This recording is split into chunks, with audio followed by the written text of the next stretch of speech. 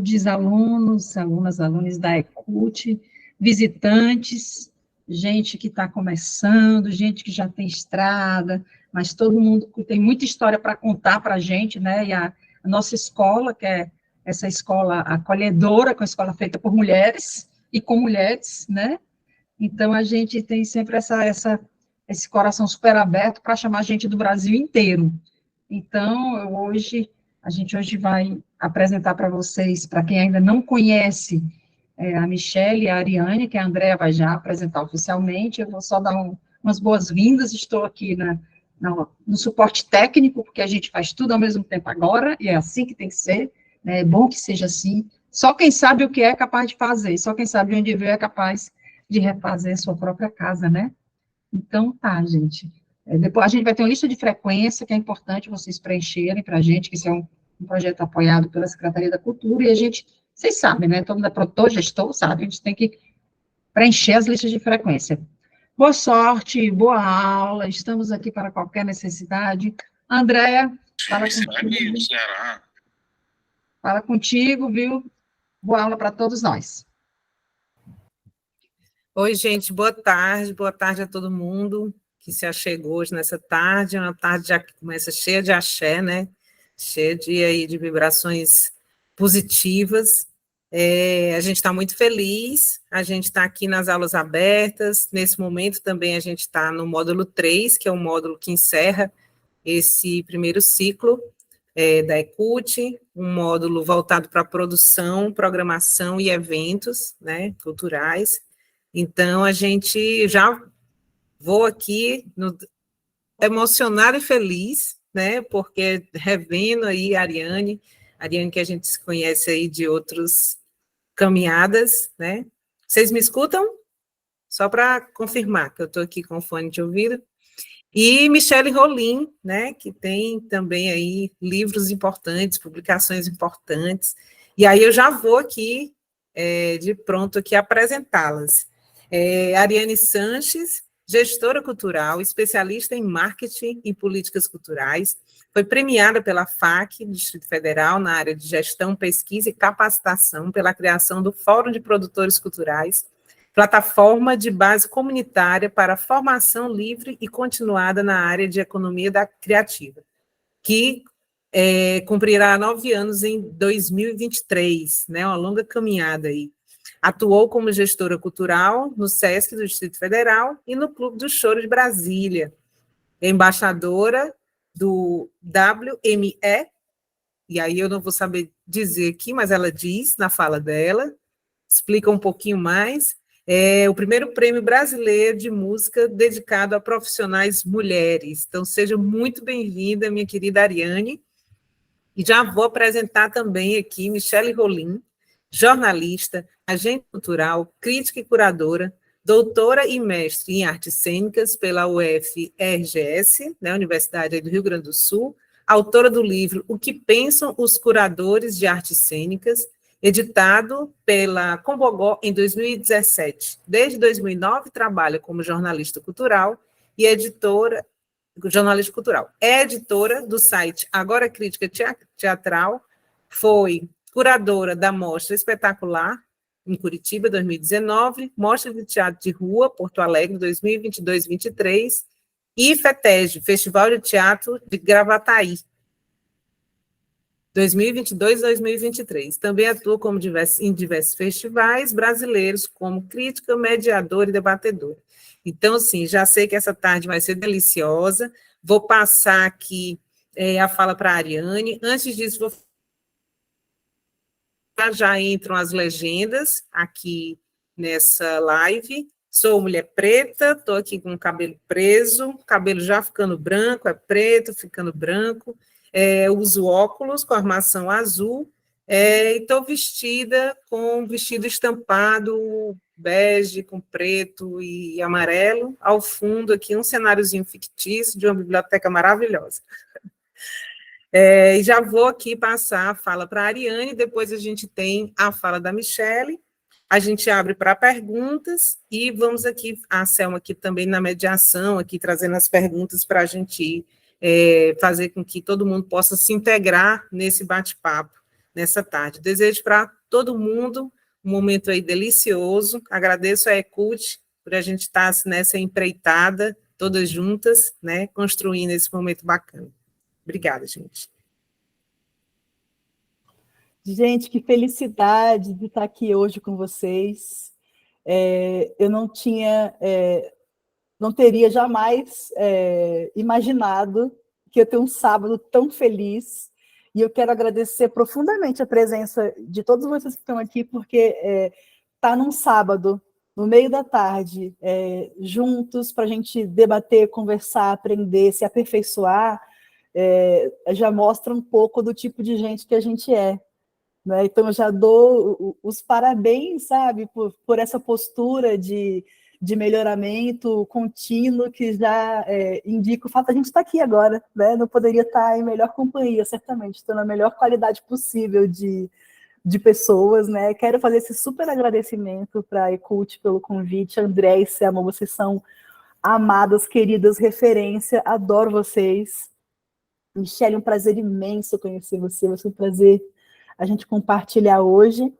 E vou só me apresentar rapidinho. O que a Andrea falou é o Woman Music Event, né, que é o WME, e eu sou uma das embaixadoras, que até já vou fazer essa primeira fala já fazendo uma ponte para os assuntos que a Michele vai tratar com a gente hoje, como embaixadora do WME, eu tenho a oportunidade de, uma vez por ano, fazer indicação dos lançamentos de mulheres da música, sejam diretoras de clipe, sejam cantoras, artistas, musicistas, para as embaixadoras terem essa oportunidade de fazer uma curadoria dos lançamentos que querem vir descobrir, né, alguns tesouros para a gente ajudar a que algumas coisas rompam essa bolha, né, que o capital, né, faz aparecer só o que é interessante normalmente para vender álcool, né?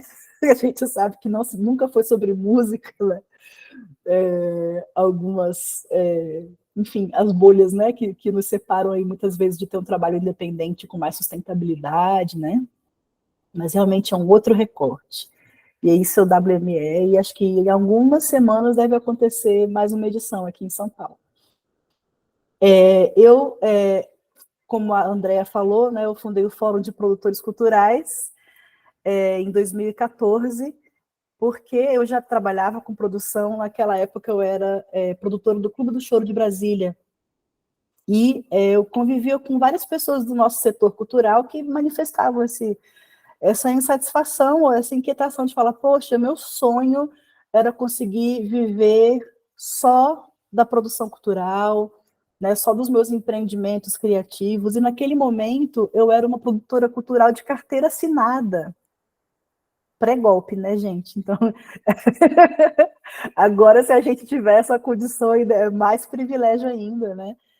E aí eu comecei a fazer o fórum na UNB, que é a Universidade de Brasília, e foi presencial no UNB por 4 anos, e a partir do que eu fui levantando lá, a gente conseguiu fazer a proposta, através do Departamento de Artes, do que seria a graduação em Produção e Gestão Cultural na UNB, né? Que é um processo moroso, depois teve golpes e golpes e mais golpes políticos, né? Então, mas a gente sabe que é um processo complicado e que são poucas, né, essa possibilidade de formação para que haja um alinhamento conceitual entre produtores e gestores culturais, ela é muito recente no Brasil, né? Por isso que é importante esse tipo de espaço que a ESSEC está abrindo para a gente, porque até pouquíssimo tempo atrás, nem 2 décadas, nem isso, né? Talvez 1 década, Michele, não sei, você que é mais acadêmica mesmo, que a nossa única escola era isso aqui, era essa troca de conhecimento de gestor para gestor, de produtor para produtor, porque a gente só é especialista no que a gente já fez, né? Se eu, por exemplo, trabalhei só com eventos de música ao vivo, na hora que eu for querer fazer um trabalho de artes cênicas, eu vou ter que fazer uma troca com a Michele ou com outras pessoas que tenham feito isso. Ou do nada me surge a oportunidade de estar numa parte de, sei lá, de artes visuais, eu vou ter que ir atrás de quem já fez isso, né? Então, essa troca de saberes, ainda que já tenha começado um caminho de um alinhamento conceitual, né, recente, que primeiro na UFBA, né, Federal da Bahia, depois teve a Fluminense também, do Rio, com essa, né, a época era, não sei como é que está agora, mas pelo menos na UFBA, que eu fui estudar esses processos para poder fazer a proposição da ementa para a UNB, né, em cima dos relatos das pessoas que vinham ao fórum, escutar todas as problemáticas, ver as principais demandas, os principais gargalos, e nunca foi um fórum onde as pessoas iam reclamar. É um fórum formativo, sabe? Falei, gente, não adianta nada. Ah, o edital tá difícil? É difícil escrever edital? Beleza, então vamos fazer aqui um grupo, vamos aprender a ler edital, vamos aprender a fazer propostas, vamos aprender a participar para que a gente possa se inserir nas políticas que já existem e com informação, né, para ter um debate mais qualificado, poder fazer uma influência aí em cima das novas políticas que precisam surgir, em vez de só ficar reclamando, né? E aí eu lembro que a época na UFBA, o curso, a graduação de produção e gestão cultural, ela apareceu dentro da comunicação. Já na Fluminense, ela apareceu dentro das artes, né? E depois outras foram surgindo, você vê com... E a minha briga, entre aspas, ou o meu argumento na UNB, era que o tripé que estava faltando entre artes e comunicação, faltava para fazer o tripézinho, para a gente ficar em pé, era da administração mesmo, das nossas habilidades gerenciais, de gestão, e tem vários cursos que a universidade já oferecia, né, da área de administração mesmo, e de marketing, da gestão de marketing, né, que todo mundo acha, muita gente acha que o marketing é coisa da promoção, mas não é. Um mix de marketing, ele é um conjunto no qual a comunicação é uma das perninhas, mas ele é um olhar realmente 360 para que o seu empreendimento, nem que o empreendimento seja você, né? E é muito louco isso, porque para o artista independente, se houver algum que também seja artista, é bagunçadinho na cabeça, às vezes, da pessoa, porque ele é o CEO desse empreendimento e ele também é o produto, né? Então, e às vezes é mais difícil de visualizar como se posicionar, porque ainda não tinha um grande histórico, até de referência, para que as pessoas fossem... ter uma ideia, por exemplo, no militarismo tem certinho quais são os cargos ou por onde você tem que passar, ou no McDonald's também, se você fez chapa, se você lavou alface, se você fritou batata frita, você vai passando por todos os setores ali para você ter uma experiência completa, né? E a nossa é muito diversa, ainda não tinha ainda é, né? Então, por exemplo, dos anos que eu vim trabalhando no fórum e acolhendo essas demandas, eu fui desenvolvendo uma metodologia de ensinar gestão para pessoas que acham que elas não servem para gestão. Seria pretensioso falar que até para pessoas neurodivergentes, né, que às vezes a pessoa é muito criativa, ela está trabalhando mais um lado do cérebro do que outro, ela acha que está em oposição a esse outro tipo de habilidade, mas são habilidades complementares. Então, foi uma forma de ensinar as pessoas que tinham essa parte do lúdico ou do criativo, e tinha essa dificuldade de colocar no papel, né, de transformar aquilo num planejamento, de ver como que a gente transforma isso em etapas, essa dificuldade de colocar. E aí eu comecei a criar minha metodologia para ensinar isso de uma forma que está aí o segredo todinho na mediação, né? Não inventei nada da minha cabeça, eu estou usando coisas da administração científica, metodologias ágeis, técnicas projetivas também, para ver questões de vocação e talentos, né? Para que as pessoas consigam estruturar o que elas desejariam para a carreira delas, porque é uma coisa que vai sendo customizada, porque não tem um modelo certinho a ser seguido, tem vários caminhos possíveis, né?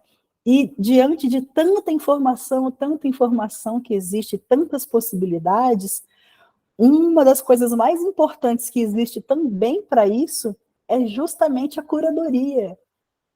Se eu tenho acesso hoje a tanta coisa, tanta informação, tem um monte de aula no YouTube, inclusive herança da pandemia, como que eu faço a curadoria dessa quantidade de coisa que chega, né?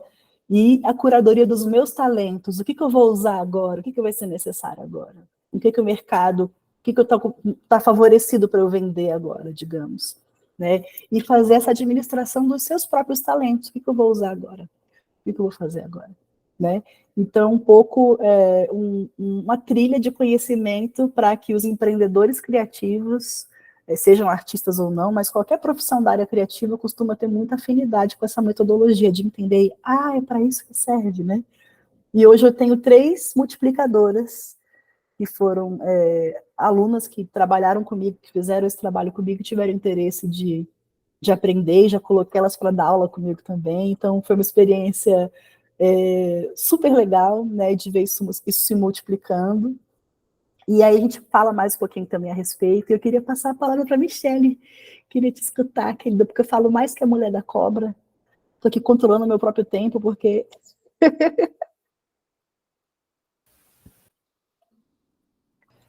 Podemos sim, podemos já passar. Agradeço, Ariane, essa fala já inicial. Queria só aproveitar nesse momento para dizer que vocês podem fazer as perguntas pelo chat, ou então já vamos abrir aqui uma lista de inscrição para vocês se inscreverem. Logo após a fala da Michelle, a gente vai abrindo para as perguntas. A outra informação que eu dou é que no começo a gente estava sem legenda, porque a nossa legenda estava em inglês, e aí a gente demorou um pouquinho para conseguir fazer a mudança aqui para português, tá? E aí eu queria aproveitar e registrar aqui a presença do Gil Gifone e da Silvia Moura, que agora, no momento da pandemia, estavam ali à frente, junto com outros colegas, da Carnaubal, uma escola que foi muito importante também para o campo, tanto com motivação, como também como forma ali de estar levando informações, com um grupo bacana de colaboradores, e foi muito importante, né,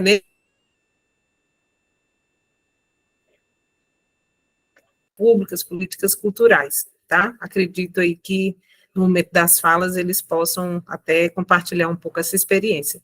Então, já vou passar para a Michelle Rolim, para que ela possa aí fazer a exposição dela. No momento que ela necessitar, a gente faz aqui a apresentação. Tá bom. Boa tarde. Quero primeiro agradecer o convite da Selma e da Andrea, parabenizar também pela essa iniciativa do Ecult, dar uma boa tarde também para minha colega que está aqui, a Ariane, prazer poder estar compartilhando contigo essa tarde, junto com os demais. Dizer que é um privilégio poder ter uma escola como essa dentro de um estado, né, o Ceará, que é um dos estados referências em políticas públicas culturais, e eu falo aqui do Rio Grande do Sul, de Porto Alegre, né, que já foi, né, uma capital de referência em políticas públicas culturais há muito tempo atrás, mas que o Ceará ainda é uma inspiração para nós. Bom, o meu tema que eu vou trabalhar aqui é sobre curadoria, assim. Então, começando, a minha formação é em jornalismo, né? Eu atuei por cerca de 10 anos na imprensa escrita, né, em redações aqui de Porto Alegre, e sempre na parte cultural, e mais especificamente em artes cênicas. Então, eu comecei a viajar muito no início lá do jornalismo também, quando ainda havia possibilidades mais de viagem, enfim, havia um espaço maior dentro dos cadernos de cultura, né, que isso também é um outro tema, né, que os cadernos de cultura, eles vêm diminuindo também o espaço na mídia. Havia essa possibilidade de viagem pelos festivais, e sempre quando eu viajava, eu acabava entrevistando os curadores daquele festival de artes cênicas, enfim. E eu comecei a me perguntar, né, quem são essas pessoas que determinam, né, o que uma cidade vai assistir, que fazem essa escolha, com base em quais critérios. Então, essas questões começaram a se tornar mais frequentes. Daí eu fui para fazer essa pesquisa, um mestrado dentro das artes cênicas na URGS, né, na Federal do Rio Grande do Sul.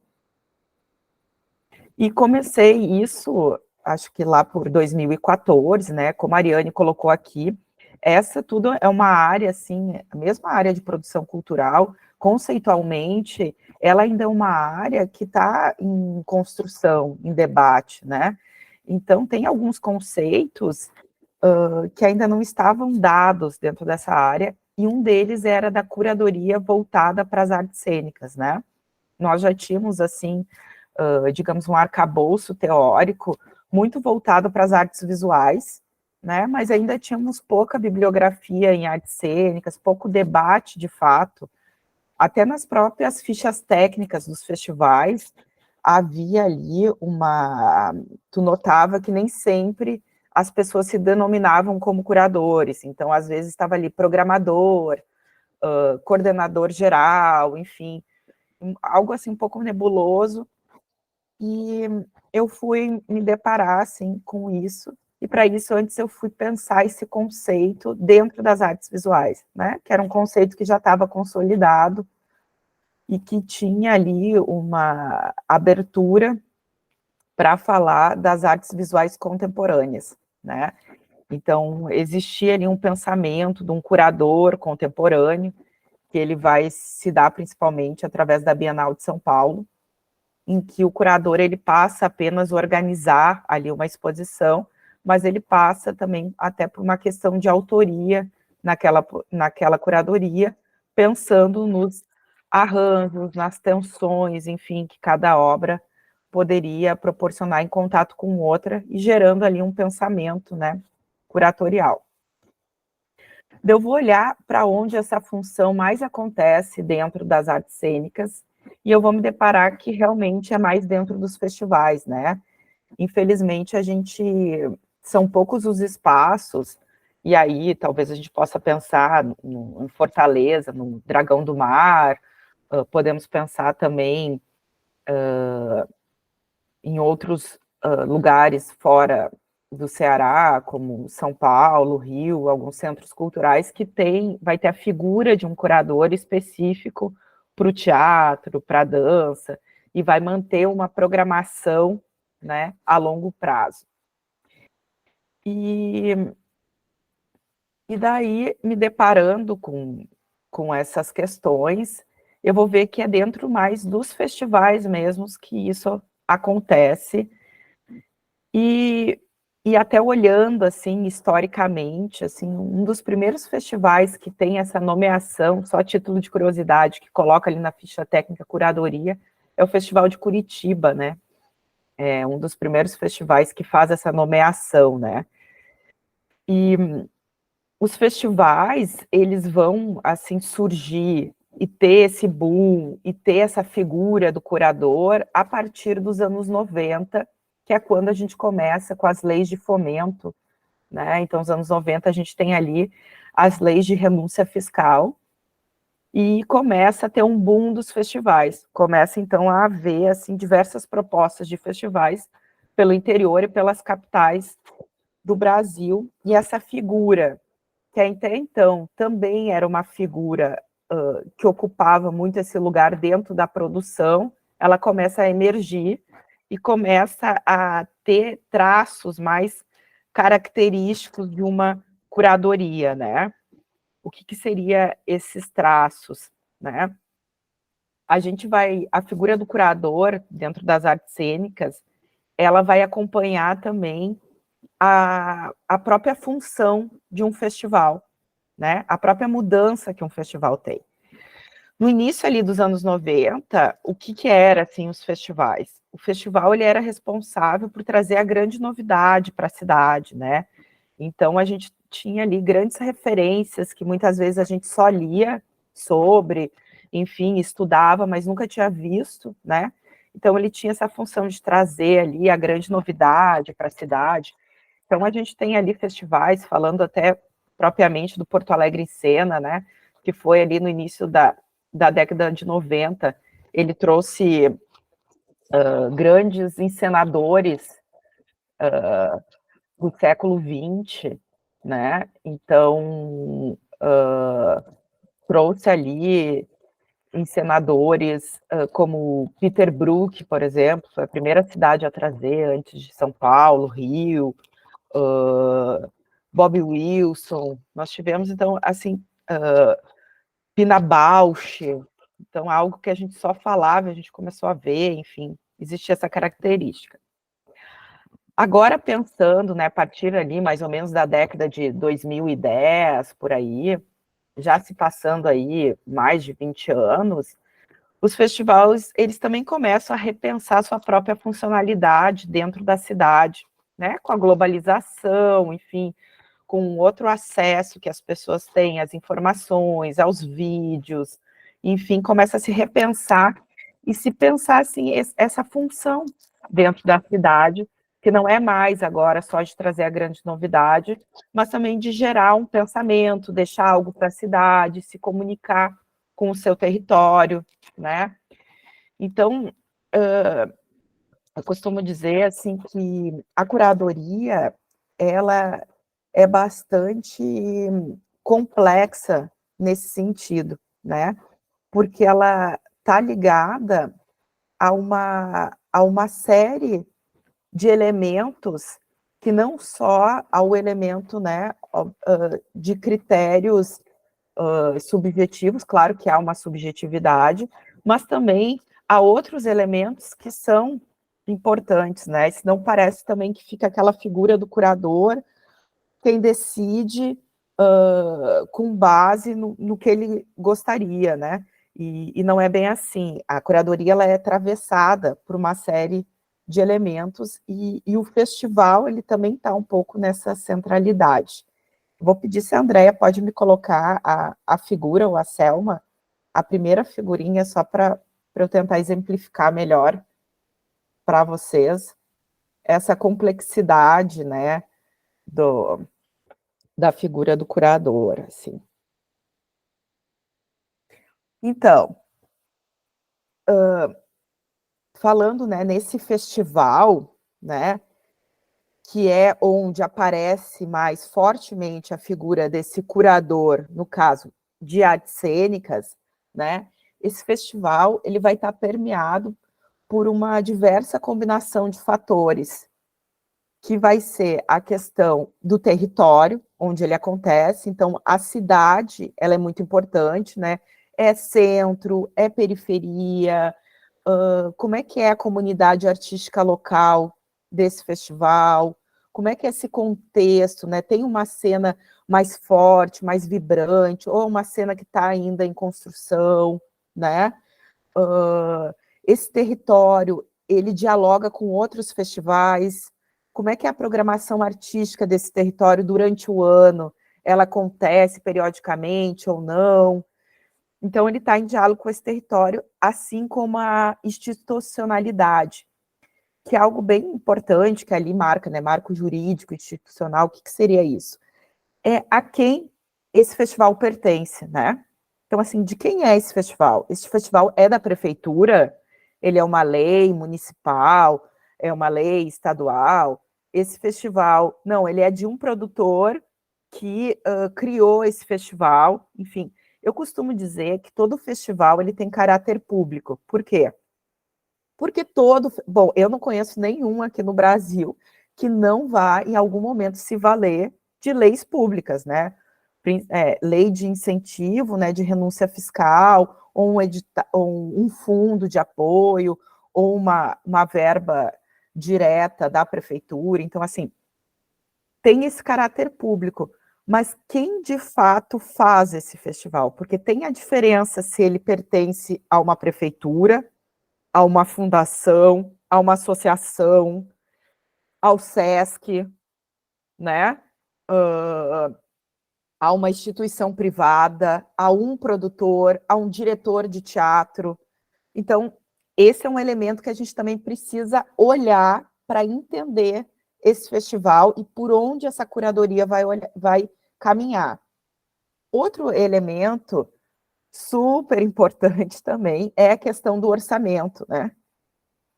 Qual é a estrutura de custo que nós temos para esse festival, né? Então, assim, ó, claro que o curador ele vai poder fazer escolhas a partir desse orçamento. Às vezes vai ter um festival que prefere trazer uma atração de 90 mil e o outro festival prefere trazer 5 atrações em vez de trazer uma, né, com o mesmo orçamento. Tem ali uma escolha. Mas o orçamento total, ele é determinante para saber como, né, que vai se dar essa curadoria. E até mesmo, que aqui a gente está entre produtores, muitas vezes, quando esse orçamento chega, né, porque muitos festivais, esse orçamento ele acaba chegando menos de 6 meses antes do festival acontecer. Então, é muito complicado também. Como é que tu vai desenvolver um pensamento curatorial mais apurado quando tu não sabe o dinheiro que tu vai contar e essas pessoas, como é a arte cênica, tu não traz só a obra de arte, tu traz a obra e quem faz ela, né? Então, tu traz as duas coisas, né? E então é complicado tu pensar isso, uma agenda, principalmente de festivais internacionais, com menos de 6 meses, tu não sabe o dinheiro que tu vai contar. Então, o orçamento também é muito importante e ele também vai permear. E, por fim, o projeto artístico, né? Então, assim, eu quis trazer aqui para vocês entenderem que o projeto artístico, que muitas vezes a pessoa pensa, o curador, ele determina o projeto artístico. Sim, mas o projeto artístico desse festival, ele está interligado com essa série aí, com o território, com a instituição, com o orçamento, e cada coisa tem as suas particularidades. Então, assim, a curadoria ela tem que ser sempre pensado de forma sistêmica, né? Porque esse projeto artístico que ele vai pensar vai partir no primeiro momento ali de um desejo, né? Mas associado a uma série de requisitos ali que fazem parte, né? Acho que também é importante dizer que essas figuras, elas partem, elas são adaptadas, né? Mas elas partem a partir de uma leitura do Louis Bunet, né? Que é um teórico que já esteve, né? Inclusive aí no Ceará, enfim, a Selma também estudou com ele. Ele tem um curso em Barcelona e algumas publicações de um curso sobre gestão, e uma parte desse curso é voltada exclusivamente para os festivais, né? Bom, então, para colocar para vocês, assim, para a gente entender que esse curador, ele não é uma figura isolada, ele não está lá no seu pedestal inatingível, né? Ele é uma figura que ele está sujeito a relações sistêmicas, né? Que são essas relações quando ele está à frente de um festival.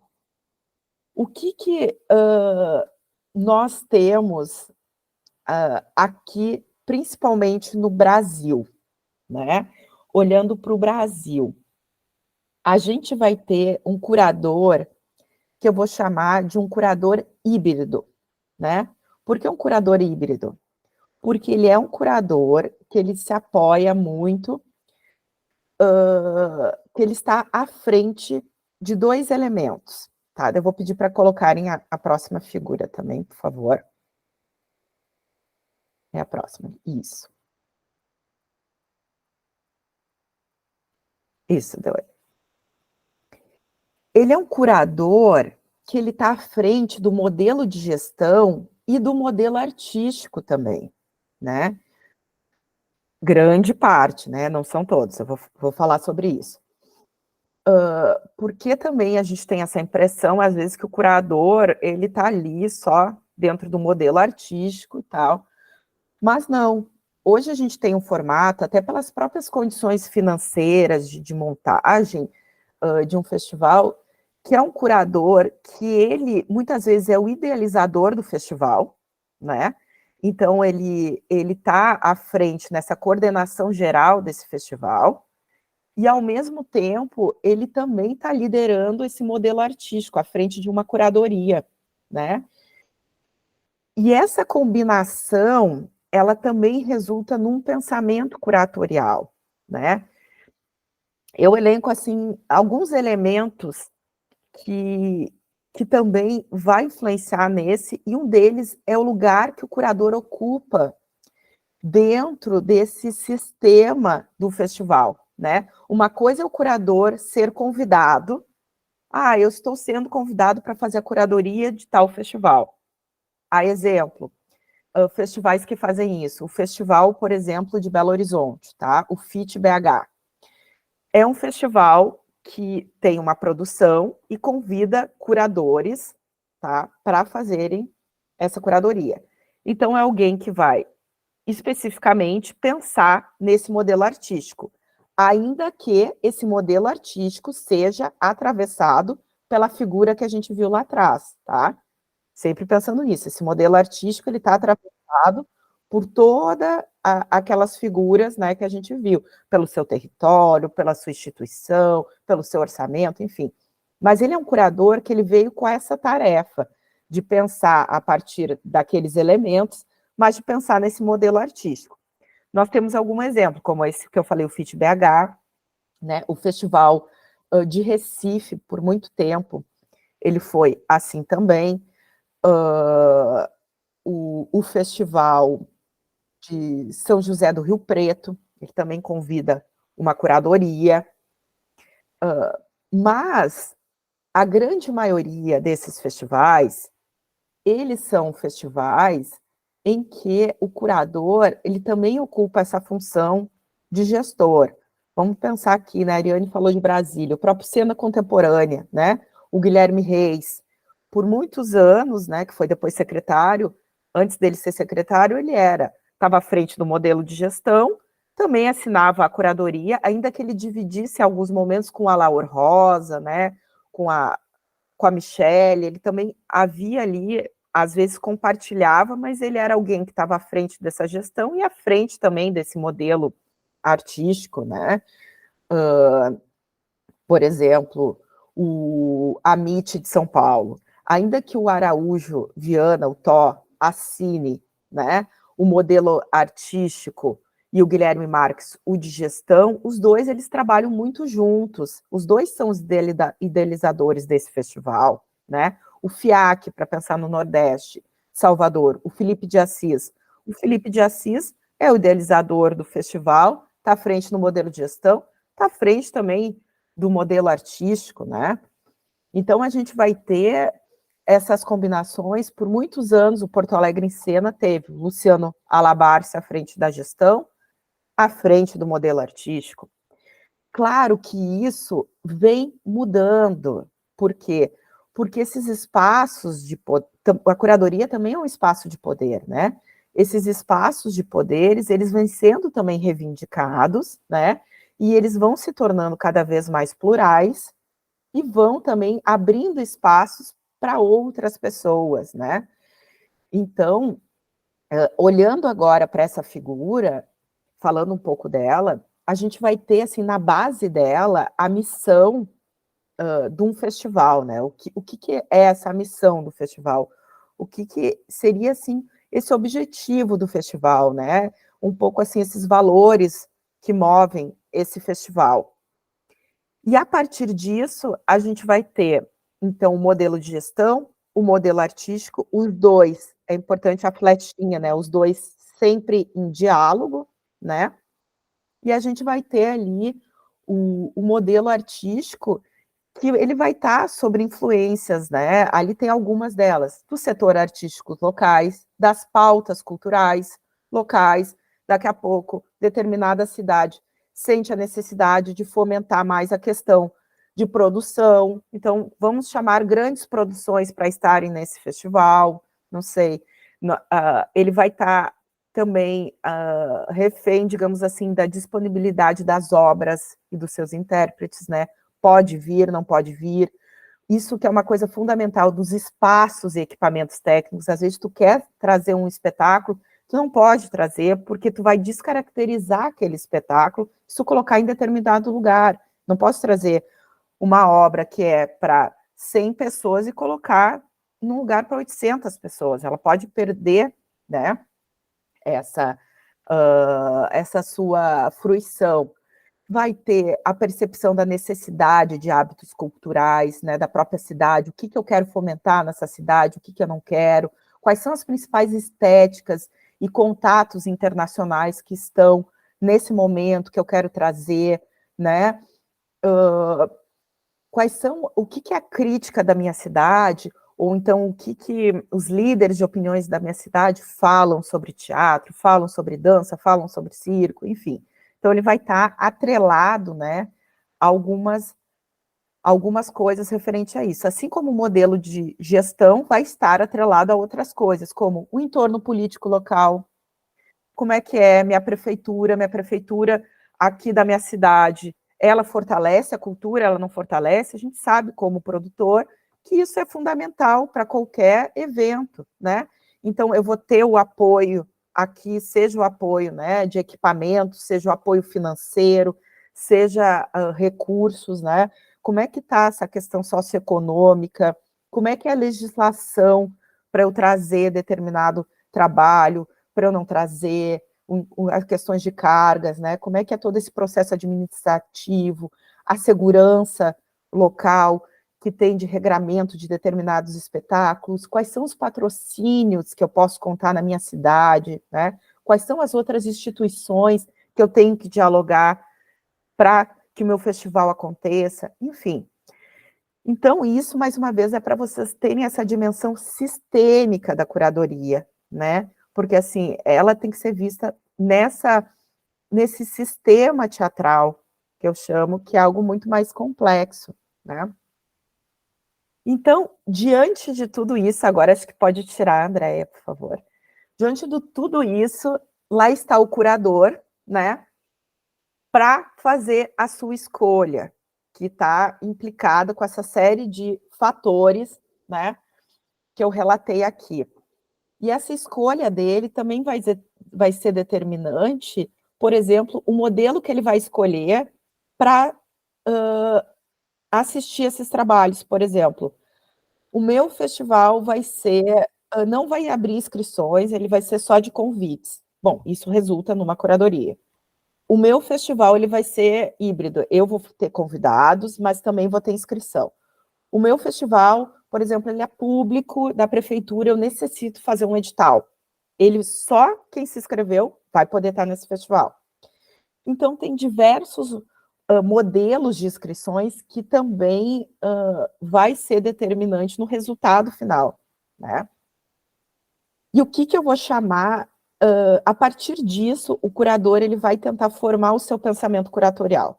Bom, então eu tenho todas essas séries de fatores que interferem, agora eu vou montar essa grade de programação. Eu percebi, né, durante, por exemplo, a minha pesquisa de mestrado, eu entrevistei muitos curadores, até para entender o que eles pensavam sobre o seu fazer, né? Então, o que eles pensavam que geravam com essas escolhas dele. E eu percebi uma diversidade desses pensamentos. Muitos curadores, até por uma questão de gestão, em que não tem como contar antecipadamente com um orçamento adequado, eles geram um pensamento a partir do que eles estão vendo das suas inscrições. Então, eles olham e dizem, olha, isso eu vejo que tem uma tendência aqui de trabalhos, sei lá, que lidam, são trabalhos autobiográficos, que têm forte questão de gênero, enfim. Eu acho que esses trabalhos eu posso colocar em diálogos com trabalhos que apresentam também questões políticas, enfim, eles tentam trazer trabalhos que possam dialogar entre si e gerar, a partir desse diálogo, né, algum pensamento maior, a partir do que eles estão vendo dessas inscrições. Tem outros curadores que não, que fazem, eu vou escolher os melhores trabalhos. Esse para mim é o melhor, esse aquele tal é o melhor, e eu faço aqui uma junção desses trabalhos, dos melhores trabalhos que eu considero. Sem ter essa preocupação de formar, né, um grande pensamento conceitual no final. E tem outros curadores, não, que já partem de um mote, né? Eu trago aqui o exemplo do Antônio Araújo, do Tó, que é do Teatro da Vertigem, que ele chama, por exemplo, a curadoria dele de núcleos vibratórios. O que seriam esses núcleos vibratórios? Ele elege, por exemplo, 3 temas, 3 grandes temas, e como que esses temas se interlaçam, né? Como que esses temas dialogam entre si. Então, ele traz espetáculos que estão dentro desses núcleos, mas, ao mesmo tempo, também conseguem dialogar com esses núcleos. Então, cada curador ele vai montando a sua estratégia, mas vai tentando, a grande maioria, né, gerar um pensamento, né? Existe uma figura que ela é muito falada dentro da curadoria, que é a questão da constelação, né? Então, estão todas as estrelas ali no céu, e o curador, ele monta a sua constelação. Se eu ligar uma estrela com outra, eu vou formar uma constelação. Se eu ligar com outra, eu vou formar outra. Que isso que eu costumo dizer é, né, o processo criativo do curador, é a autoria desse curador. Então, esse curador tem e gera uma autoria também a partir dessas escolhas. Então, assim, eu já estou encerrando também minha fala, mas para dizer, né, que gerando essa autoria, que a curadoria ela também é um processo autoral, ela também passa por um processo criativo, e ela também está implicada em questões de gestão, né? Então, eu acho importante a gente ter isso em mente, para que a gente não pense que o curador é aquela pessoa isolada que só está ali fazendo as escolhas que deseja, né? Ela está implicada numa série de fatores que vai permitir ou não que ela faça uma curadoria que ela considere mais satisfatória ou menos satisfatória. De qualquer modo, eu sempre considero que essa curadoria ela passa por um processo criativo e ela tem a sua autoria. Mas é isso, assim, não sei se eu consegui colocar um pouquinho dessa relação sistêmica para vocês, mas fico aqui aberta também a perguntas para que a gente possa dialogar. E só dizer que, ao longo desse processo, essas entrevistas eu transformei num livro que se chama O que Pensam os Curadores de Artes Cênicas, foi publicado pela editora Cobogó em 2017. Mas também está disponível a minha pesquisa de mestrado sobre o tema, que vai ligar esse modelo de gestão ao modelo artístico. É isso, gente. Obrigada. Obrigada, Michele. Obrigada, Ariane. Nós temos aqui temos aqui a inscrição, né, da Silvia também. A Ariane já tinha se colocado aqui para fazer uma pergunta também. Eu vou só abrir aqui a inscrição, as inscrições, deixando aqui 2 provocações. Primeiro, para a Michele, se é possível, dentro do processo de curadoria, você ter ali uma mudança de percurso. Acho que você falou um pouquinho disso, mas assim, você estabelece ali uma linha curatorial e depois, no decorrer do processo, você faz uma mudança do percurso. E para a Ariane, ela tem um trabalho muito bacana, um serviço muito bacana voltado para a gestão de carreiras criativas, né? Essa coisa da gestão individual e tal. Então, se ela pudesse, na próxima fala dela, também abordar um pouquinho, acho que seria bacana. E aí eu já passo aqui para a Silvia Moura, isso? A próxima inscrita?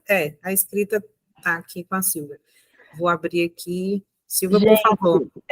Tá a ordem de inscrição aqui. 1, Ariane, 2, André, 3, Silvia. Aí eu queria até já mostrar, para você ter uma ideia, enquanto a Michele ia falando, minha cabeça explodiu em vários sentidos, e eu meti o Chico Xavier, dá para você ver como é que fica o meu pensamento desorganizado, mas eu faço mapas, né, mentais, porque eu fui conectando com várias coisas que você falou.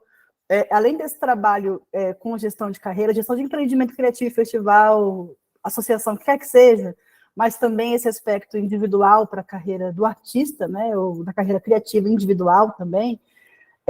Eu sou frequentemente convidada para compor conselhos de curadoria, normalmente por conta da demanda da diversidade, sabe?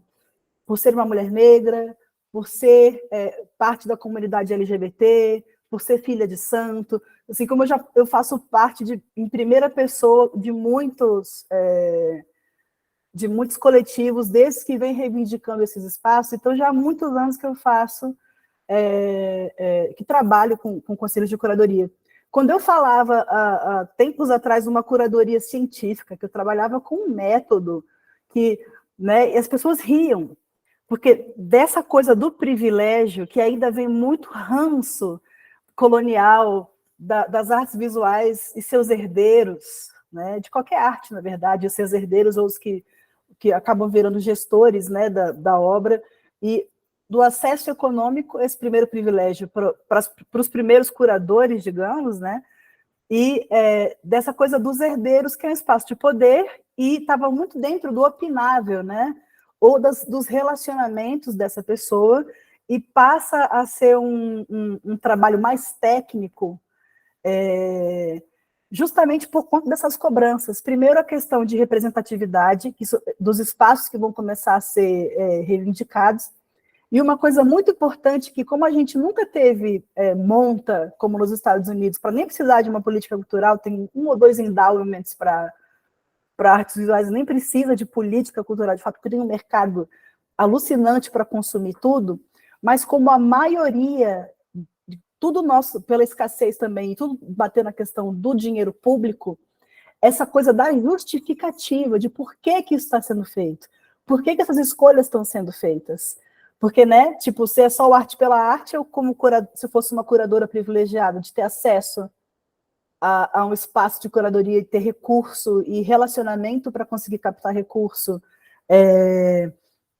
para colocar quem eu bem entender, sejam meus primos, ou o namorado da minha amiga, ou meu marido, enfim, né, quando a gente olha para trás e vê essas séries históricas de curadoria, e que as pessoas, conforme foram tendo acesso, eu acho que a internet veio muito aí também, porque onde a gente consegue ter uma plataforma de comunicação mais democrática, onde a gente consegue, por exemplo, recentemente na Bahia, uma aluna minha, inclusive, que é baterista, mulher, fizeram uma curadoria lá, um line-up de um festival de jazz só com homens. E ela, uai, não tem uma mulher nesse line-up? Ele, me fala aí então quem é que você sugere, que a gente tentou achar e não encontrou. E ela fez uma lista assim, e foi uma polêmica que foi cancelado. A mesma coisa, eu fui por 3 anos produtora do Clube do Choro, e recentemente começaram a fazer um festival de choro também com essa baixíssima representatividade feminina. Então as pessoas foram para a internet manifestar, gente, a gente falou, aí tem aquelas respostas podres, né? A gente falou com 3, 4 pessoas e ninguém pode. Peraí, que tem mais 500, por que vocês não estão? Que curadoria é essa, né? Então, o questionamento em cima do trabalho do curador, uma vez que ele começa a ser reconhecido, né, da presença dessa pessoa, acho que começa muito também pela inclusão digital, né, que começa a aparecer, que até para sair um repúdio qualquer num jornal, a pessoa tem que ter seus acessos, ela tem que passar por esses filtros de outras curadorias também. Mas se alguém chegar hoje no Instagram de um festival e colocar, mano, o que é isso? Porra, botou uma peça com blackface, como já aconteceu no Itaú Cultural, né? E gerou todo um debate de trazer pessoas para falar sobre isso, porque tem outros letramentos transversais aí em questão. Eu trabalhei com o Guilherme Reis, quando ele teve eu anotei aqui para falar do Cena Contemporânea, porque foi o maior festival de artes cênicas da América Latina, né? E quando ele foi secretário de Cultura, ele me convidou para ser diretora de programas para a diversidade. E eu tive lá com ele por 2 anos, né? E quando eu estive no SESC também, eu participei de vários processos curatoriais do SESC, como o Palco Giratório, que também é um grande festival de artes cênicas, né? Enfim, infelizmente, ainda está muito na esfera do opinável, né? Muito na esfera do opinável, de eu gosto disso, eu não gosto disso. E quando eu falava, gente, espera aí, eu trabalho com método, e eu explicar como é que eu trabalhava, todas essas relações que você mostrou na imagem, de tipo, a questão de território, a questão de quem está pagando por isso. Tipo, recentemente eu fui fazer a curadoria do Festival de Itajaí, que aí ele já alimenta 3 curadorias, né? Do TUM, da FIMS, tipo, já faz e a gente ficou dias ali vendo muita coisa, muita coisa, muita coisa. E ainda existe infelizmente, uma cultura do opinável, de gostei, não gostei, do ponto de vista estético ou técnico. No entanto, tipo, como é que eu vou fazer um festival de maioria negra, digamos, ali, num lugar onde não há uma população de maioria negra? Eu tenho que ter uma porcentagem de representatividade naquilo, justamente para fazer esse enfrentamento, porque, né, a gente sabe que no Sul a questão de racismo é gigantesca. Então a gente faz esse enfrentamento para aumentar a visibilidade, uma visibilidade intencional, e essa é a questão além da questão de território, quem está pagando por aquilo, se é o Estado, se aí eu vou para as estatísticas do Estado, que representa a população daqui? Tipo, quando eu falava isso, anos atrás, a pessoa ficava chocada. Nossa, é assim que você faz? Sim, eu parto de um diagnóstico como curadora para ver o que está sendo, né? Quando você faz um diagnóstico médico, é uma inflamação, é uma infecção, tem que dar dipirona, né? Tem que dar, que é o tratamento a partir desse diagnóstico, você trabalha a partir de um diagnóstico. E eu falava isso, e as pessoas ficavam assim, E quando eu falava de uma curadoria científica, e você falou de uma curadoria sistêmica, e assim, explodiu várias coisas aqui na minha cabeça, mas eu acho que é muito interessante ter a justificativa, porque, né, a gente meio que é obrigado a fazer essa justificativa por conta do dinheiro público. Logo, tem que ter uma justificativa técnica, porque pelos movimentos que falam, cara, eu não estou representado nesse festival, eu não estou tendo, né, que acho que a internet também possibilitou que as pessoas se posicionassem com relação a isso, e essa questão do que você falou, desse eixo curatorial do festival, de ter o posicionamento dele, isso é marketing, né?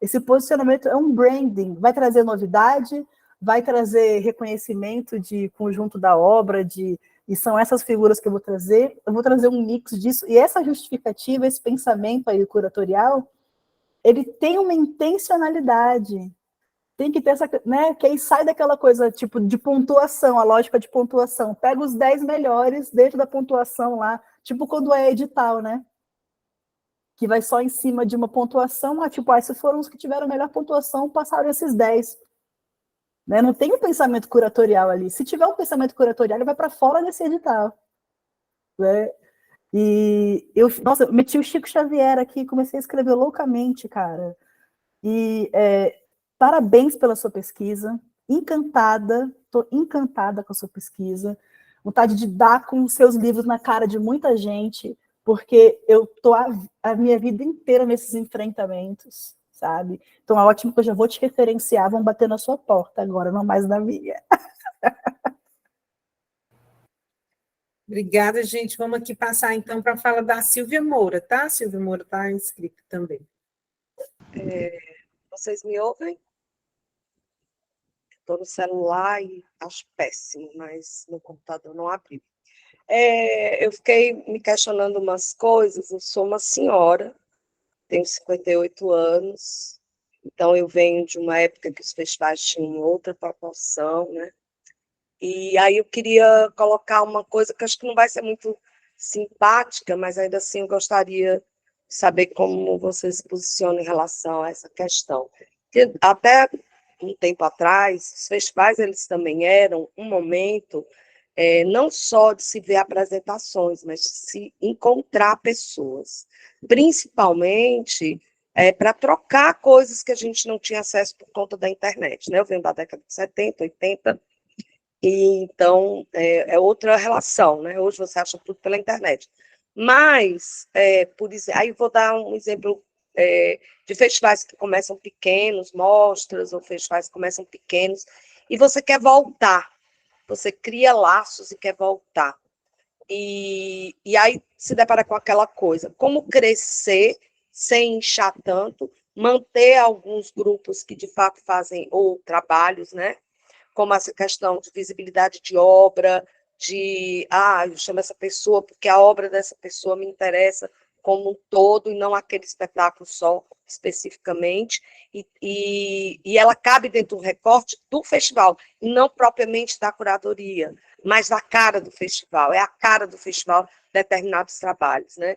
Como manter essas relações e não deixar que os festivais se tornem o que está acontecendo hoje, que é eu chego, me apresento e vou embora no mesmo dia, não vejo ninguém, não crio laço nenhum, nunca mais volto e vou só pela grana. É isso que os festivais estão se tornando. Isso é a minha opinião, certo? Na maioria dos festivais, eu não me sinto mais acolhida, eu não vejo mais o trabalho de ninguém, eu não troco nada com ninguém. É como se eu estivesse em cartaz, numa outra cidade. E, para mim, a coisa mais legal, além de receber um bom cachê, óbvio, e mostrar meu trabalho em outro lugar, é a possibilidade de trocar com artistas que eu nunca vou encontrar. Porque eu sou do Ceará, eles nunca vêm aqui, e eu raramente vou em outros lugares. Porque a gente sabe que é assim. Em alguns lugares só vão determinadas pessoas. Então, e a outra coisa também, dentro disso, eu acho que eu não estou sendo clara, mas eu não sou pessoa objetiva mesmo. Mas eu estou tentando traçar um perfil que é de um tipo de festival que seja mais amoroso, que seja mais acolhedor e que crie laços, construa laços, sabe? E não só esse festival do mercado. O festival, tipo, por exemplo, eu fiz palco giratório. A grosso modo, eu detestei. Desculpa. Foi incrível, mas eu nunca me senti tão fortemente como um produto de prateleira. Chega, desmonta, vai embora, não tinha importância nenhuma. Muitas vezes eu não sabia nem em que cidade eu estava, porque eu tinha chegado de madrugada, tinha ido no outro dia de manhã cedo e eu estava com chikungunya e estava doente. Aí piorou mais ainda, né, a relação.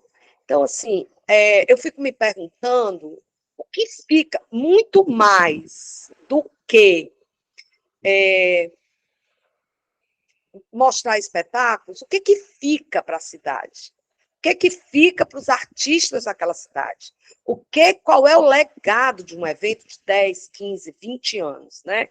O que ele produz em termos de conteúdo no sentido mais amplo, e não no sentido só de dar visibilidade a determinados trabalhos e acesso, né? Que isso, claro, óbvio, todo festival faz isso, que é obrigado, né? A dar acesso a pessoas, a grupos e tal. Mas eu fico me perguntando se não pode haver uma mistura dessa amorosidade, dessa relação do encontro, também com recorte curatorial, sabe? Porque eu acho que a gente está se perdendo da gente. A gente, enquanto artista, enquanto ser humano, a gente não sabe mais nada sobre um, sobre o outro. A gente vai assistir um produto, um espetáculo. Mas é para isso que a gente faz arte, só para vislumbrar um produto de uma forma distanciada e ficar naquela história que ela falou, que a outra professora falou de gosto ou não gosto. Então, essas questões, elas me preocupam muito, sabe? E eu fico me perguntando também, por exemplo, se não é legal a gente diferenciar mostras e festivais de grande porte e de pequeno porte, né? Como é que a gente pode, talvez, manter relações diferentes? E dentro da questão de quase todo evento, todo festival hoje tem dinheiro público. Praticamente todo evento tem dinheiro público. Então, mas o festival tem parte de dinheiro público, mas o evento não é feito pelo poder público. Então, tem essa limitação também. Você não pode dar totalmente pitaco, porque aquele festival tem um dono, tem uma pessoa que o criou, né? Que pensa aquele festival, que organiza, que administra, que dedica a maioria das vezes a sua vida àquele evento. Então, essas questões todas me vieram com a sua fala, e eu não estou achando, nem querendo me contrapor, mas colocando essas questões como artista mesmo, né? E digo, e aí volto a dizer, para todos os curadores que estejam aqui, é horrível ficar de fora. É horrível ficar de fora. Quando você vai num evento 2, 3 vezes e de repente seu trabalho não cabe mais. É uma sensação terrível também. A exclusão daquilo que já esteve dentro e num dado momento não serve mais. Sabe? Isso também é doloroso. Como se relacionar com isso sem criar essas falsas expectativas? Uma vez eu fui, então vou para sempre, né? Enfim, são muitas questões, como a sua fala abriu muitas questões que me vêm ao longo desses 50 anos. Obrigada. Obrigada, Silvia. Tem duas perguntas no chat, né? Acho que vocês viram, né, Michele e Ariane, de Isaac e também de, deixa eu ver, Coliga Produções, né? Então, aqui, se vocês puderem também reunir agora nessas falas, eu vou passar para a Michele, depois passo para a Ariane. Camila Brito, perdão, é porque o nome está aqui como Coliga Produções. Então, vou passar para a Michele e depois a gente segue com a Ariane para essas respostas. A Selma Santiago também depois está inscrita. Tá bom, obrigada, Andréia. Obrigada, Ariane e Silvia, pelas colocações, assim, falando um pouquinho primeiro do que a Ariane colocou, realmente, assim, é importante, né, que tu falou desse diagnóstico, Ariane, na curadoria, esse reconhecimento desse contexto, né, de todos esses fatores que estão ali implicados nessa tomada de decisão para que ela seja realmente a melhor decisão, né? Tu falaste ali dessas curadorias mais plurais, enfim. É muito importante. A gente tem festivais, às vezes, que pertencem à prefeitura, no entanto, é uma única pessoa que está há anos fazendo a mesma curadoria. Então, eu queria aproveitar para trazer um exemplo que eu acho que, para mim, assim, é um exemplo fantástico, que quando eu dou alguns cursos, a gente usa como um case, que é que o FIT de BH, ele fez pela primeira vez em 2018, um edital de curadoria pública. Acho que, assim, para o Ceará, né, poderia encampar, assim, aqui no Rio Grande do Sul é difícil as coisas, mas, assim, ó, ele fez pela primeira vez um edital de curadoria. O que é esse edital? Ele tinha 2 editais, um para fazer a produção e outro para fazer a curadoria. E o mais fantástico era que tu tinha que colocar o que tu gostaria para esse festival, não os espetáculos que tu ia trazer, né? Qual a diferença? A diferença é que tu tá trazendo um conceito que tu vai trabalhar. Claro que existia questões, por exemplo, essa curadoria tinha que ser composta de, no mínimo, parece, 3 pessoas, ou seja, já implicava uma pluralidade, né?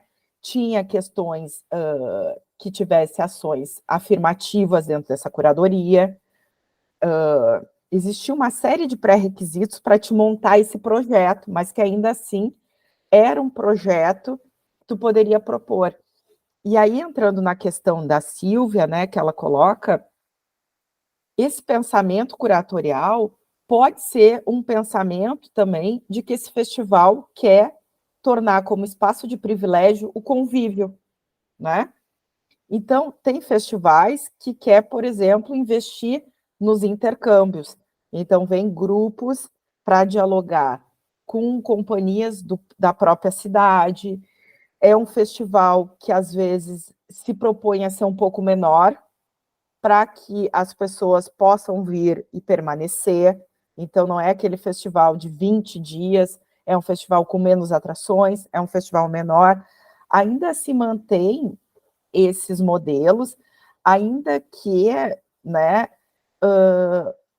existam vários modelos que são desses festivais mais voltados na própria capital, que vão ter esse tempo, que é um tempo, infelizmente, né, que a gente vive, que é de uma constante velocidade. Então, sim, chegam, se apresentam, vão embora, e não fica muito esse espaço do convívio entre os artistas, do convívio com o próprio festival, né? Mas isso também é um pensamento curatorial que pode estar implicado quando tu faz essas escolhas. Olha, eu escolho ter 10 atrações, por exemplo, e não 20, mas essas 10, essas pessoas vão permanecer no festival para assistirem os outros espetáculos. Também pode ter essa implicação, por quê? Porque eu acho que é importante que quem vem desse grupo troque com outros grupos que estão na cidade, que troquem entre si. Então, também tem a ver com esse objetivo desse festival, né? Qual é o objetivo desse festival? É apresentar os espetáculos para o público. Esse festival tem como objetivo apresentar espetáculos para o público e também o convívio entre os artistas e a cidade, os artistas e o festival. Então, assim, depende, né? Mas, claro que eu concordo, né, quando a Silvia coloca que muitos festivais, principalmente os das grandes capitais, eles têm se voltado a um modelo de velocidade, né? Que, infelizmente, ele vem acompanhado, ele é fruto da última década, né? Então, assim, desde o golpe, a gente vem tendo um desmonte em políticas públicas que é constante, né? Então, esses festivais, eles também têm uma luta para acontecer, né? Então, como que eu vou erguer esse festival? Então, muitas vezes, a pessoa ficar na cidade implica uma série, sempre, né? Implica uma série de outros gastos que não dá para dar conta. Por quê?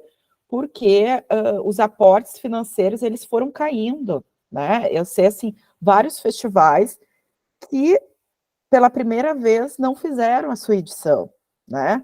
Então, assim, claro, teve pandemia, teve tudo, e teve esse desmonte, né?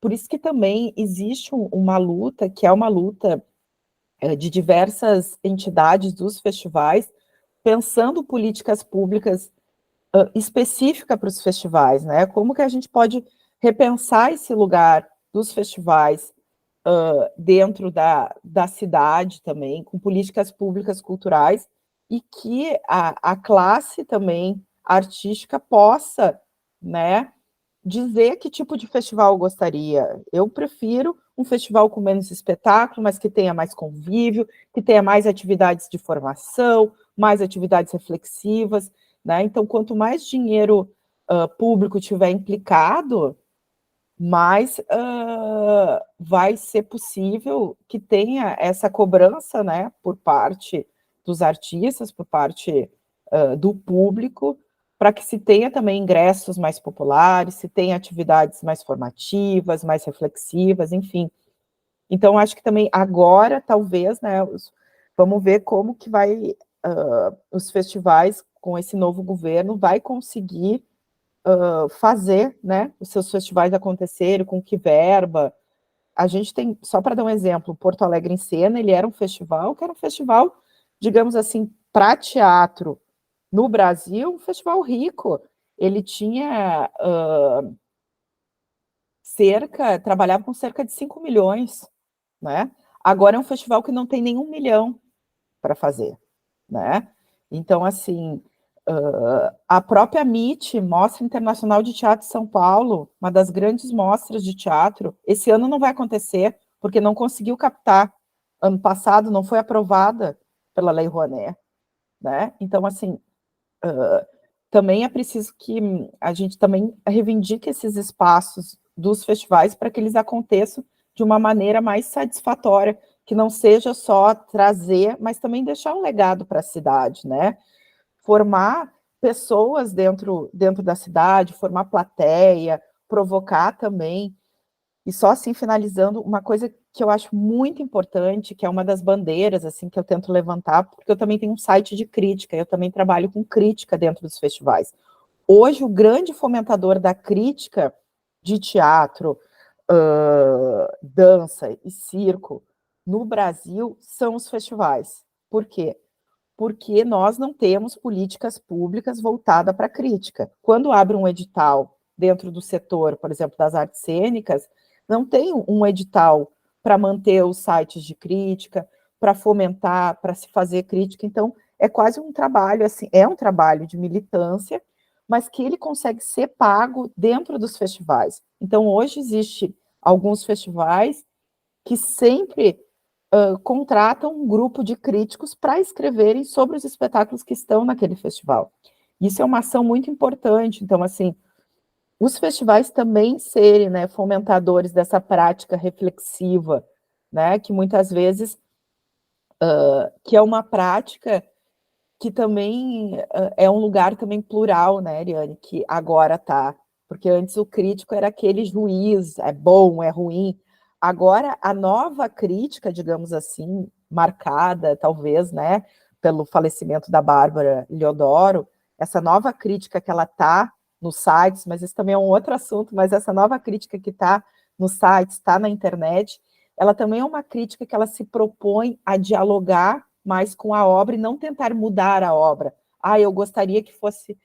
isso não foi legal, deveria o diretor ter sido feito dessa maneira. Não, é uma crítica que se propõe a dialogar com o que está ali, né? E é uma crítica também diversa, fomentada quando esses festivais chamam, eles também têm esse olhar para vários estados, corpos, isso também, assim, é importante. Então, assim, finalizando, só para dizer, Silvia, né, e um colega também colocou, né, a Camila Brito colocou ali dessa amplitude do trabalho curatorial, né, que o curador, sim, ele pode pensar esses formatos e pode pensar, inclusive, um formato convivial, né, que é um formato mais, eu costumo chamar mostra quando tem menos espetáculo e festival quando tem bastante espetáculo. Então, mostra mais ou menos ali uns 10 trabalhos, enfim, festival quando tem a maioria, mais que 10, assim. Então, o curador ele também pode pensar nesse formato mais humanizado, né, em que tu possa conseguir assistir quase todos os espetáculos, que as pessoas possam conviver mais, permanecer mais tempo dentro dos festivais. Mas para tudo isso também demanda o orçamento, né? Então, isso também que é uma outra luta, né, para que isso aconteça. Exatamente o que eu ia responder para Silvia também, né? Conforme você tinha mostrado lá naquela figura, da influência da questão orçamentária, tipo assim, mano, pela questão orçamentária, o cara descia do avião, fazia peça, entrava no avião, não ficava nem no hotel, nem comia, nem nada, né? Porque é tão... a escassez e a restrição é tamanha, e fora que toda essa nossa atividade, ela é sempre muito auditada, muito criminalizada, e aí você vai responder lá para, né, vai ser questionado de que está, como já aconteceu várias vezes para quem já trabalhou na área pública também, fazendo defesas, né, de, sei lá, de inexigibilidade, para trazer artista tal, né, exceto que seja um festival onde você coloque o show num dia, aí no segundo dia a pessoa está num painel, né? Exceto que você tem essa justificativa na programação, vai ser só atrelado, ainda mais com dinheiro público, né? Que tem toda uma questão de transparência, de ter que, mais uma vez, justificar. Não tem arte pela arte, você está prestando um serviço em cima de um diagnóstico de uma política pública, né? Esse diálogo, por um lado, com o setor público, e o que a Silvia estava falando, de que ela foi péssimo, que ela se sentiu uma mercadoria, tipo, você é,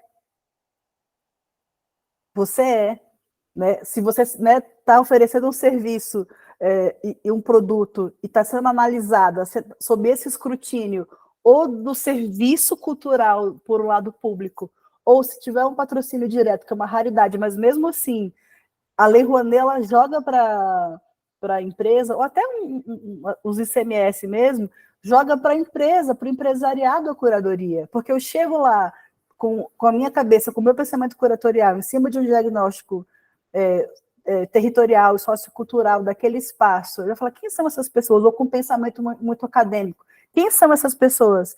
E a marca, né, o empresariado que for ter a renúncia fiscal dele, ou até o patrocínio direto, que é uma raridade, mas acontece, ainda tem um pouquinho, ainda mais com as empresas de bebida, né? Ele fala, quem é essa pessoa? Porque o olho de quem patrocina está na sua base de fãs, no público que você é capaz de levar. Então, hoje, um curador de teatro, ele vai querer, com esse pensamento, ele vai querer a Fran, a Kim com Fran, né, dos festivais dele, porque ele sabe que vai ter uma galera jovem, vai ter uma flash mob ali, porque essa mulher vai estar lá, entendeu? Porque ela é influencer, E essa questão, não do mérito técnico, mas da popularidade nas redes sociais, da sua base de fãs, da sua plataforma, isso virou uma medida de defesa para você levar um artista, ou para qualquer tipo. Eu já perdi a oportunidade de dar aula aqui, como eu estou dando para vocês hoje, de participar de painéis em festivais, porque eu não tinha uma quantidade expressiva de seguidores. Então, isso se aplica hoje, e é uma tensão em cima do pensamento curatorial. A pessoa fala, não, eu quero fazer uma ampliação de repertório para essas pessoas. Ah, tá acadêmico. Tá, mas a minha defesa é que é uma ampliação de repertório. Ah, mas isso aí, tipo, isso não vai, economicamente, sei lá, até as brigas que a gente faz pela cultura popular no Brasil, né, que começou com Lei Cultura Viva, que começou com Gilberto Gil, e esses enfrentamentos que antes não tinha nem espaço, nem se falava nisso, estava fora de cogitação você colocar essa coisa folclórica, sabe? Tem ainda esse pensamento dentro da academia, e você sabe disso, Vigélio, né? Que você está aí também nesse enfrentamento. Então, assim, que são coisas que não vai ter uma inclusão digital, não vai ser uma grande plataforma, e a gente está em quase hoje todos os setores de atividade tendo essa tensão também, se essa pessoa, tipo, o olhar de que você vai levar público, porque assim, você é mercadoria, sim, você está prestando serviço, sim, está sim seguindo uma lógica mercadológica, porque a curadoria hoje, para o patrocínio, ainda está na mão, se não tiver política pública para justificar, vai estar na mão do empresariado, ele que vai decidir, se eu vou aprovar essa curadoria ou não, vai ser uma curadoria compartilhada, você vai ter que ter muito bons argumentos para falar, não, eu quero levar a Silvia Moura. Silvia Moura é uma pessoa que traz isso, representa pra caramba aqui no Estado, e não levar uma figura que está bombando nas redes sociais, que ele vai ter público, que a marca quer, a visibilidade para o público dele. Então, infelizmente, a gente não, mas assim, a lógica do mercado coloca esses atores aí em refém de uma popularidade digital, não tanto do mérito técnico, artístico do trabalho, né?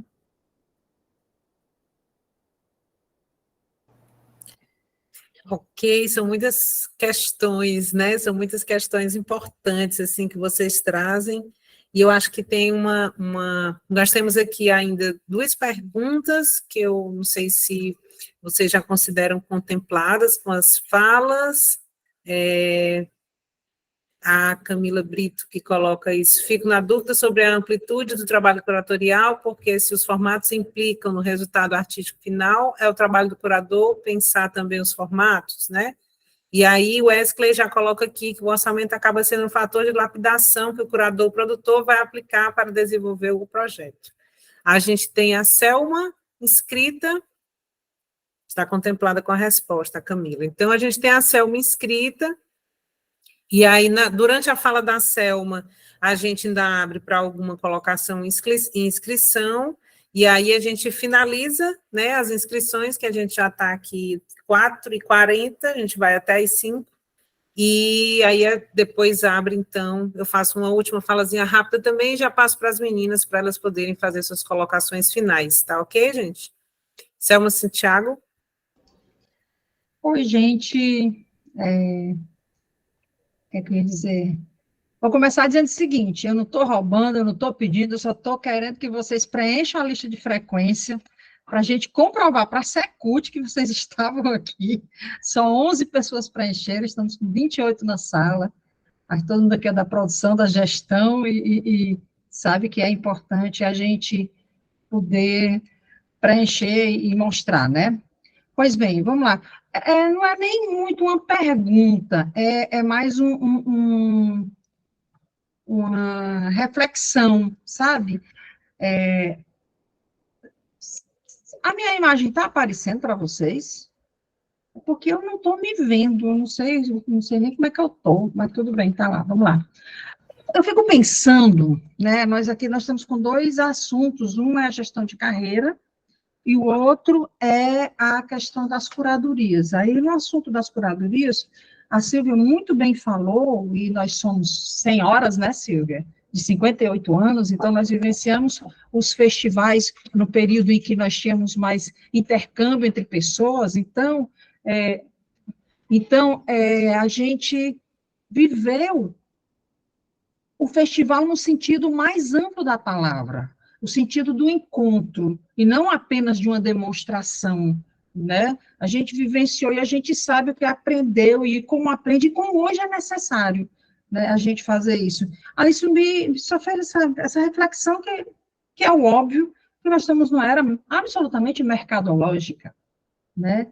Então, a gente antes não pensava não pensava em competir, apesar dos festivais serem competitivos, mas a gente ia muito mais pelo encontro. Competir era uma instância de consagração, que inclusive é outro assunto né, Michele, que a gente pode falar, que instâncias de consagração nós temos hoje. Elas são importantes, elas são necessárias, elas ajudam a construir a história da cultura, das culturas, né? Quais são as consagrações? O que podemos considerar? O festival é uma instância de consagração. Uma carreira consolidada é uma instância de consagração. Um prêmio, uma seleção para participar de uma mostra do festival é por si só.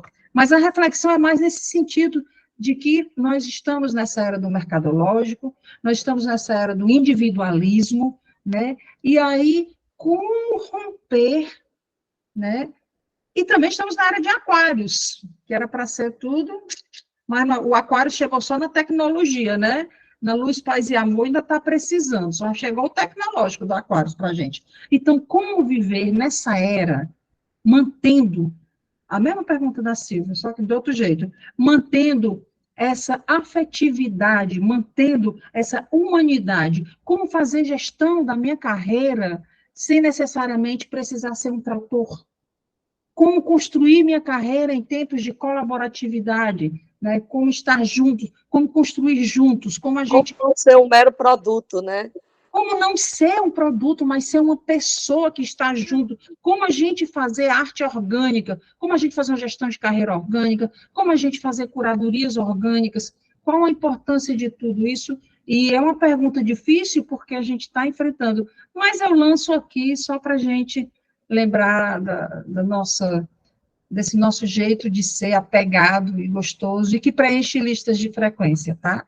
Obrigada. Gente, aqui na fala, se a gente ainda tiver alguém que ainda querer se inscrever, que coloca aqui no chat, tá? O gancho da fala da Selma, vou rapidamente aqui tentar fazer também uma pergunta. Aqui no Ceará temos muitos festivais, muitas mostras, formatos bem diferenciados.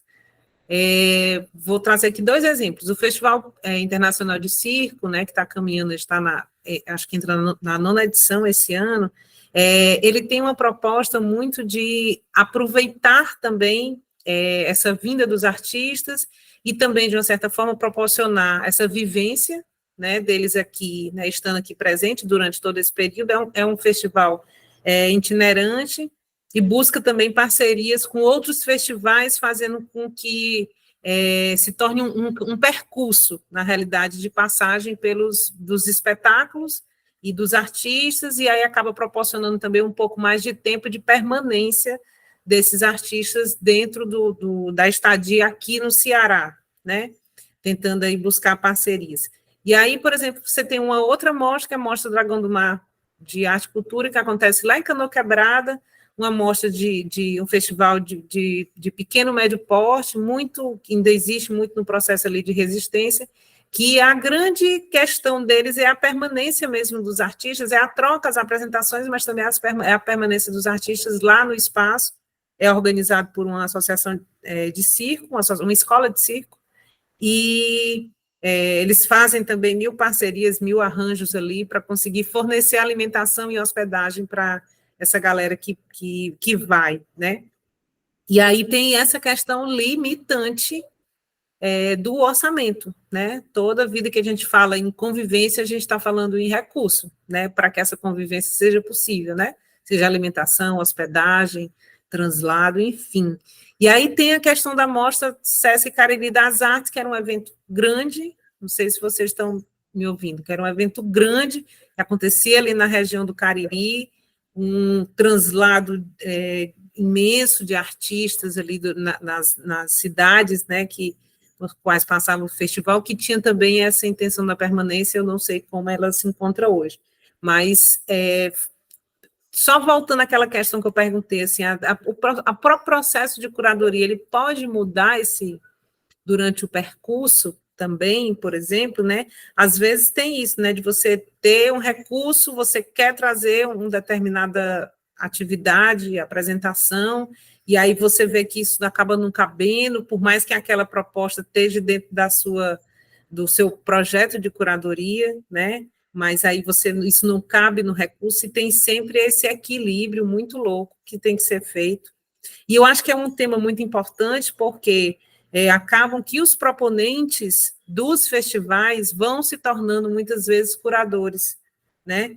E aí também tem todo esse aprendizado que de uma certa forma, a gente precisa ter para que essas curadorias sejam curadorias democráticas, sejam curadorias inclusivas, né? Enfim, tudo isso. Gente, a gente está fechando aqui as inscrições, e aí a gente... André, acho que fechou seu microfone. Ai, perdão. A gente está fechando as inscrições, eu fechei o microfone. Fechando as inscrições, e aí a gente já passa aqui para a fala da Michelle e da Ariane, para elas responderem esses últimos questionamentos e também já fazerem aí as suas considerações finais, né? E não vamos esquecer da nossa foto aqui no final. Isso, por favor, não vamos esquecer. Eu queria responder a Selma, que ela falou da questão esse desafio da gestão de carreira, para a gente não ser um trator, para a gente não precisar abrir mão de coisas que, do ponto de vista autoral e artístico, são inegociáveis para a gente, e, ao mesmo tempo, conseguir fazer um planejamento de carreira sustentável. É possível. Eu trabalho criei uma metodologia para isso, porque é um desafio, porque esse planejamento de carreira ele também vai ser autoral, e ele também vai ser inovador. Né? Então, encontrar esse mix de negócio que você consiga ser, sim, tenha o seu espaço para você ser artista, fazer o que você quiser, do seu jeito, e isso é inegociável, porque disso se trata a sua entrega artística, né? De você expressar esse conjunto aí de subjetividades que compõem você e faz de você uma entrega única, e um produto único, sim, e vocês precisam, todos nós precisamos, nos reconciliar com essa palavra produto, porque produto também é sinônimo de resultado.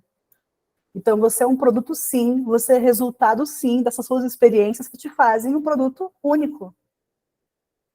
Né? Tem que parar de satanizar essa palavra do ponto de vista técnico, não tem nenhum motivo para a gente falar, não, você é um produto, sim, ainda mais se você se coloca numa prateleira para oferecer um serviço ou esse produto que é o resultado da sua pesquisa, do seu trabalho, dos seus anos de vivência e de tudo que você vai representar em termos de legitimidade para essas pessoas que vão te assistir. Entendeu? Não tem por que frivolizar ou banalizar uma palavra, que você precisa se apropriar dela e tecnicamente entender os valores que você oferece, porque é com esses valores que você vai para o front, entendeu? E, infelizmente, por conta da escassez, seja de espaços, e muito importante que você falou, Selma, dos espaços de consagração, porque sem crítica, que é o que esse trabalho de resistência que a Michelle faz, e poucas outras pessoas fazem, porque a gente também sabe que tem um aspecto de risco, né? E nem todo mundo está disposto a isso, mas sem esses espaços qualificados, a gente vai para a notoriedade do que hoje esses indicadores digitais, né? Em termos de a notoriedade ou a popularidade, porque como a gente ainda não tem, dentro da escassez, o cara quer público, seja porque ele está mostrando a marca dele, ou porque ele ainda vai precisar daquela caixinha da bilheteria para pagar algumas coisas, né? Então, é um desafio, assim, imenso, e queria muito me colocar à disposição para quem quiser conversar mais sobre isso.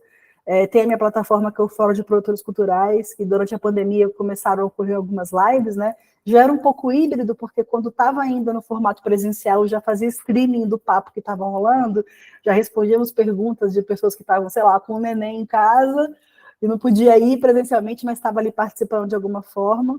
Então, tem algumas palestras minhas no YouTube também, falando, acho que na Conecta Mais, que é um evento de música e mercado, essa minha palestra sobre gestão de carreira, autogestão de carreira, foi uma das mais assistidas. E é isso, autogestão de carreira. Você é o produto, o serviço, mas você é o CEO também, é você que decide os caminhos para onde você quer ir, né, e dá os passos de acordo com esse planejamento, com essas etapas que a gente vai fazer junto, e é um trabalho individualizado, cada caso é um caso.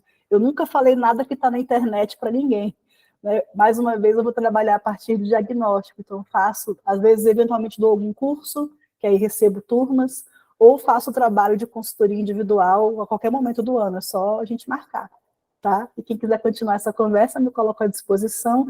Acho que eu deixei meu arroba aí para vocês, que é o arroba Ariane Sanches. Eu vou botar de novo aqui. É o arroba Ariane Sanches. E o Fórum de Produtores Culturais. E aí, essa leitura de quem vocês são e o que o cenário apresenta no momento. Porque você não vai, você vai trabalhar com o que você tem e ler o cenário.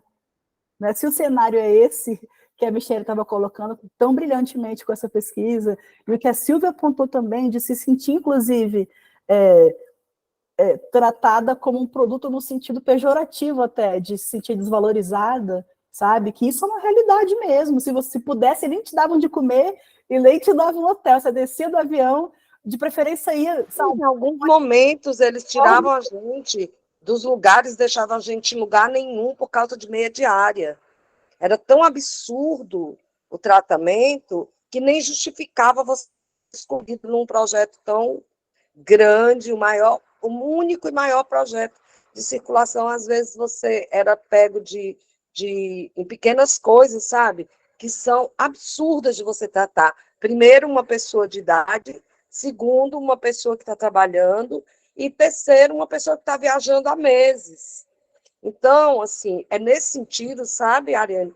Desculpa ter puxado a fala, que eu não acho que a gente possa se colocar tão facilmente na palavra produto. Eu não me considero um produto, eu me considero uma obra, parte de uma obra que se relaciona com a vida. Eu não vendo um produto, eu vendo parte da minha obra. E se o mercado quer me transformar num produto de prateleira, é um problema do mercado. Eu não vou entrar nessa roubada. Muito bem, faça isso mesmo. Quando eu falo esse tipo de produto, entendo quando você fala, muda o nome, produto, obra, é a mesma coisa, está sendo vendido do mesmo jeito. Depende dos espaços onde você se coloca. Aí é uma decisão de gestão sua, ver onde você se coloca e como. Claro, assim, que eu acho que essa coisa do produto no mau sentido, né? No sentido pejorativo mesmo. Mas, claro, que se você vende algo, se você recebe por isso, é um serviço, é um produto, né? Mas eu quis colocar nesse lado massificador, né? Apagador e silenciador. Porque quando você trata mal um artista, quando ele está fazendo o trabalho dele, também é uma forma de silenciar ele. Com certeza, sem dúvida. Pequeno. Eu não faço associação nenhuma a isso, sabe? Porque, inclusive, a gente escolhe... uma das coisas que eu trabalho muito na gestão, na gestão de carreira são que o quão poderoso é o nosso não, né? Fala, não vou por esse cachê, não vou nessas condições, e é assim que você se posiciona. Não quero ir para esse lugar, não quero ir dessa maneira, não quero ser maltratada. Exatamente. Não vou de ônibus, não vou ficar em quarto compartilhado, não vou, entendeu? E é você quem decide. Não, chegou um momento que eu bati o pé, falou, não saio daqui. Muito só bem, saio daqui para ir para o aeroporto. Exato, são suas questões negociáveis, e é muito importante, isso é uma das coisas mais importantes na gestão de carreira de um criativo. Quais são as coisas, quais eu vou... mas se eu não for, alguém vai. Deixa aí. Se você botar na ponta do lápis, eu provo isso, você está pagando para trabalhar. Porque depois você vai estourar a sua coluna, você vai ter que pagar depois um quiropraxista para te consertar, para você ter condição de subir no palco de novo. Pagar o psicólogo para tratar, né? Ainda tem isso. São várias repetições de várias violências, entendeu? Tudo isso a gente coloca na ponta do lápis, Silvia, para a gente tomar essas decisões, e às vezes é muito mais poderoso um posicionamento de não ir do que ir. Quem aqui já não viu pau de camarim rotativo em festival? Galera, olha só, a banda só pode ficar no camarim 20 minutos antes de subir no palco e 20 minutos depois, porque depois já vem a van com a outra banda. Quando que vocês viram isso dar certo, gente? Sempre, é claro que as pessoas vão se encontrar, porque isso não acontece mais, né, Silvia? Vão se encontrar naquele espaço minúsculo e vai ficar todo mundo lá. Aí a água que era para 5 pessoas, vai ter 30 pessoas querendo beber e não vai ter, porque as pessoas acham que não vai funcionar. Entendeu? Até nesse reflexo da história do... Por quê? Porque não tem dinheiro para colocar um camarim permanente para todo mundo que vai estar lá ao mesmo tempo. Então você espera que você vá embora. Porque aí você já não está lá, você já não é problema.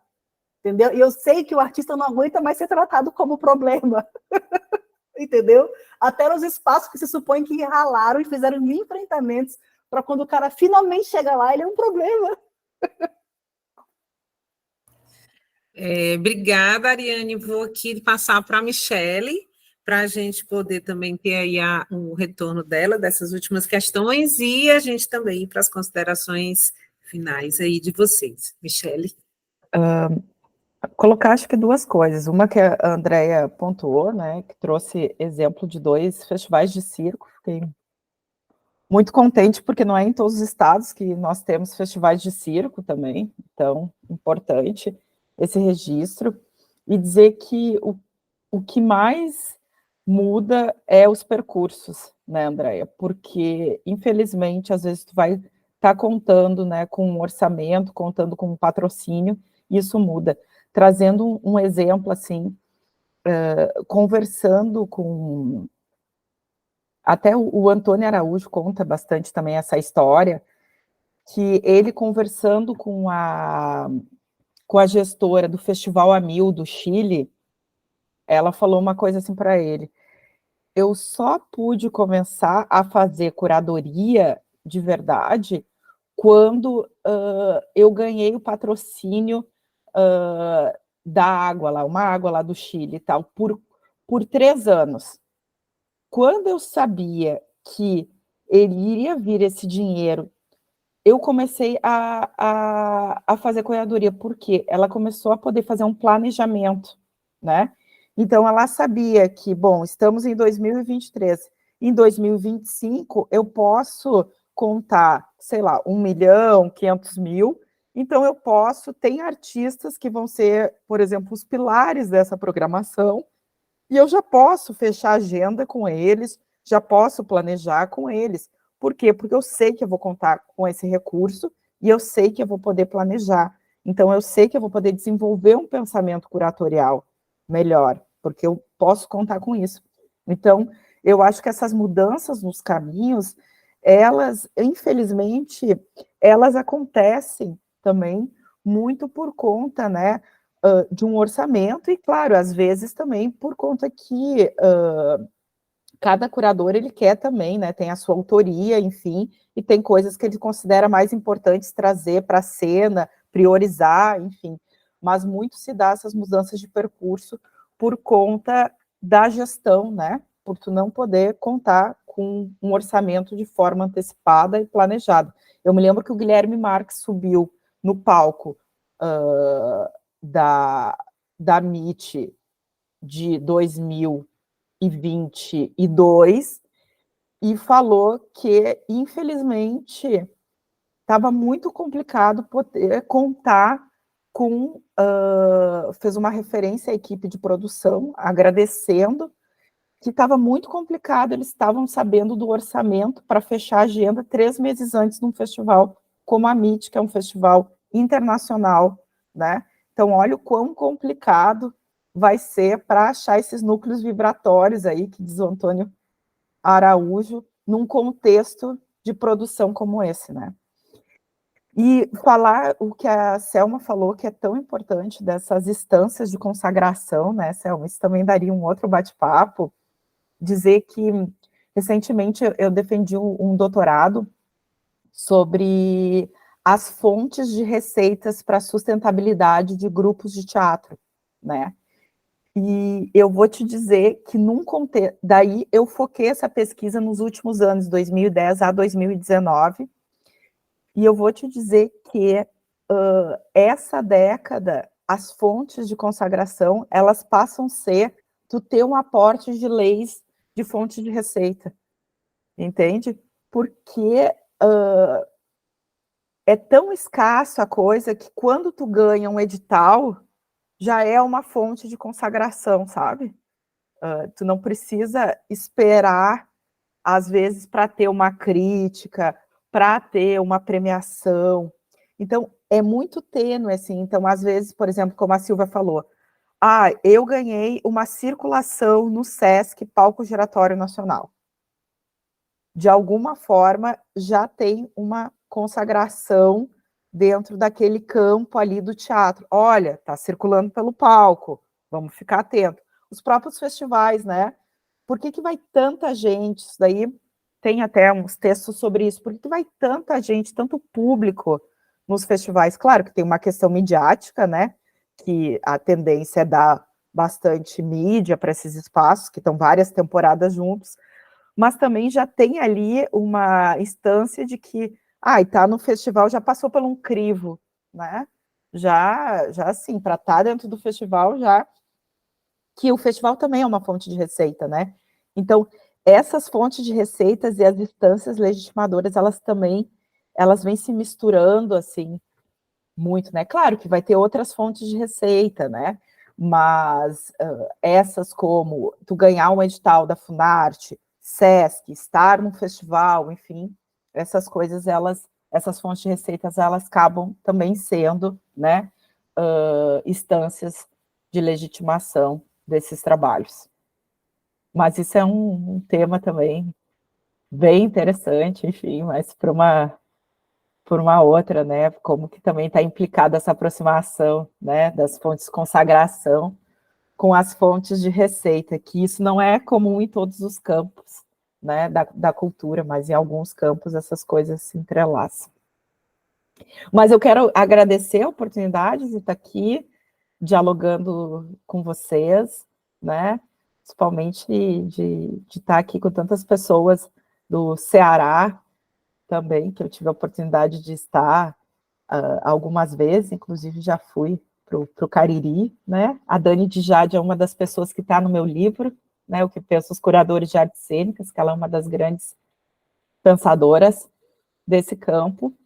E agradecer, né, a Selma, a Andréia, a Ariane, vocês que estão aqui presentes também, para poder ter essa troca.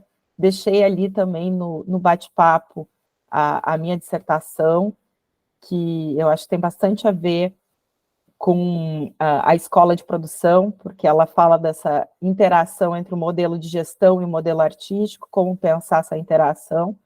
Também deixei ali o contato do livro, que é um livro bem gostoso de ler, que são entrevistas, né? E o site meu site de crítica, e que tem um trabalho, assim, interessante também. Eu acho que a gente tem alguns sites de críticas espalhados, assim, pelo Brasil, que é muito bacana de poder pensar essa nova crítica, de poder olhar para esse lugar, enfim. E o meu contato também ficou à disposição para outras trocas, outros diálogos, e vida longa, né, para a escola que está aí, que siga aí ampliando e fazendo esse debate sobre produção, que é tão importante e a gente vê tão pouco feito dentro das academias, e também para mim foi muito importante desenvolver as minhas pesquisas dentro do departamento de artes cênicas, porque eu queria que esse debate ele fosse feito ali dentro também, que é um espaço que, infelizmente, né, muitas graduações de artes cênicas, e a exemplo, por exemplo, a URGS mesmo, Federal do Rio Grande do Sul, ela não tem nos cursos de teatro cadeiras de produção, né? E isso também é algo que ela tem que ser revisto no currículo, porque hoje o próprio artista também exerce muitas vezes esse lugar de produtor, na maioria das vezes, então a gente tem que pensar sobre essa produção. Então, parabéns mais uma vez pela iniciativa da escola de produção tão fundamental nos tempos como hoje. Obrigada, viu, gente? Obrigada, Michele. Já passo aqui para a Ariane também fazer sua despedida, para que a gente possa encerrar também esse momento que foi tão bacana agora nessa tarde. Ariane. Gente, muitíssimo obrigada pela companhia nessas últimas 2 horas. Mais uma vez, repito, né, que diz muito sobre quem a gente tá tendo esse tipo de conversa tão qualificada, tão aprofundada, abrindo o coração, né, trazendo essas problemáticas num sábado à tarde, né? Com certeza eu estou na melhor companhia. Eu quero que vocês se apropriem dessa terminologia que a Michele trouxe dos núcleos vibratórios, façam um aí para a gente ir logo para aí, entendeu? presencialmente, para a gente poder ter um abraço, viu, Silvia, no final da nossa conversa, né? Porque é tão catártica a mulher trazer tanta coisa, né? E essa questão dos anos que eu tive com o Fórum de Produtores Culturais lá na UNB foi para provocar. Falei, gente, a profissão, é o primeiro que vamos reconhecer que é outra profissão, não dá para esperar que um artista acaba que faz tudo junto, misturado, né? Mas que precisa estar com ferramentas para se defender nesse mundo, né? E para isso eu criei o Fórum de Produtores Culturais, que semanalmente ia uma figura da aula. Aí, às vezes, ia o pessoal do CCBB, que nunca conversou com ninguém, porque só os herdeiros têm acesso a essa galera, então ia lá no fórum conversar com a gente para explicar como é que era o eixo curatorial deles, que eles nem tinham tanto dinheiro assim, que eles também iam atrás de Leonê, tipo, e humanizar essas figuras que também estão nesses frontes, ou eu que fui diretora de uma secretaria de cultura, ou que já fui também curadora, programadora de um SESC, para a gente se aproximar, sabe, para criar também um network, um espaço de pitching, né, da gente se apresentar um para o outro. Então, também é um espaço de convivência, né? E como esse daqui, eu acredito muito, Selma e André, nessas iniciativas, sabe? Porque realmente, por mais que a gente consiga avançar na questão de ter as formações, nada vai substituir essas trocas que a gente tem. Né? E quero agradecer demais pelo carinho, por ter conhecido cada um de vocês aqui presentes. Vamos se achar lá no Instagram, a gente continua conversando sobre isso. Vai ser um prazer, eventualmente, atender alguns de vocês, alguma pergunta pontual que eu possa resolver também. Eu fico à disposição para a gente continuar essa conversa. Gente, então é isso, né? Selva Santiago, vamos E aqui. A A foto, abre as câmeras aí, gente. de Deus, né, Gabi? Olha a foto. Todo mundo. Abre as câmeras aí, gente. Isso, sim, eu vejo a carinha de vocês. Quem vai fazer? Você vai fazer? Faz duas páginas. Né? Eu faço aqui, atenção. Sorria. 5, 4, que é para dar tempo para arrumar o cabelo. 3, 2, vamos lá. Ficou massa. Ficou massa, gente. Massa é ótimo, né? Gente, não tem como a gente aqui não fazer, né, alguns registros. Gil, Vanessa querida, Cris, Paulo Propono, e todo mundo que está aqui, uma galera linda que trabalha no campo, Silvia Moura, uma galera linda que trabalha no campo cultural, que é produtor, que é gestor, que é curador, né? E aí, agradecendo também a presença de todo mundo. O pessoal da ECUT, terça-feira tem aula, né? Lembrando que a gente retoma, e vamos aqui agradecer quem não está ainda dentro da ECUT, né? Que veio aqui participar desse momento, e agradecer e desejar um bom final de semana, e vamos para as nossas, né, cervejinhas, para a gente celebrar aí o final de semana, as lutas e os encontros que ainda vão acontecer também. Acho que para a gente jogar energia para que eles aconteçam. Né? E lembrando, obrigada. Lembrando para todo mundo que nós estamos com esse módulo encerrando. A gente vai encerrar daqui a pouco o semestre, esse primeiro semestre da ECUT. O segundo semestre vai ser todo online, então a gente vai ter várias convidadas, mantendo a linha da voz da mulher, né? A voz da mulher, das mulheres, em todas as formas de ser mulher. A gente vem trabalhar no próximo semestre, a gente vai reabrir inscrições para quem quiser participar também de todo o módulo, e poderão acontecer aulas abertas extraordinárias para esse período de férias. A gente já está pensando em algumas coisas também, tá bom? Obrigada. Obrigadíssimo. Valeu. Tchau, tchau, gente. Tchau, meninas. Michele, Ariane, lindas. Obrigada.